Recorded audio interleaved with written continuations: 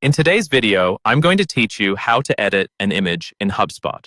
We'll walk through a simple, reliable way to edit an image directly from within a Hubspot editor, whether you're working on an email or a page. By the end, you'll know exactly where to click, what each option does, and how to save your changes without affecting the original version of your image. First, make sure you're inside a Hubspot editor, either editing an email or a website page. Once your layout is open, find the image you want to change and click directly on it. This is your starting point. Clicking the image will open the settings for that image, usually in a panel or sidebar on the side of the screen. In that sidebar, look for the option labeled Replace. This might sound like you're about to swap the image entirely, but don't worry, it's also where you can access more detailed options for the current image.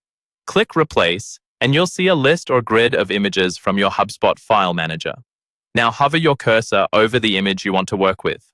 When you hover, extra options should appear over or beside that image.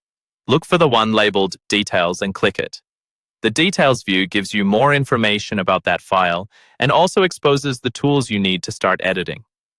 Inside the Details screen, you'll see an option called Edit. Go ahead and click Edit.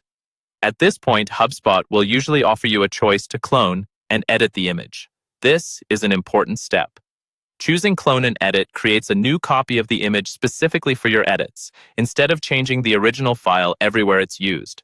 That way, if the same image is used on other pages or emails, they won't be affected by the changes you're about to make. Once you're in the editor with your cloned image, apply whatever changes you need. For example, you might crop the image to better fit your layout, resize it so it loads faster and looks cleaner, or adjust basic visual settings like rotation. Take your time here and preview how it looks in the context of your email or page.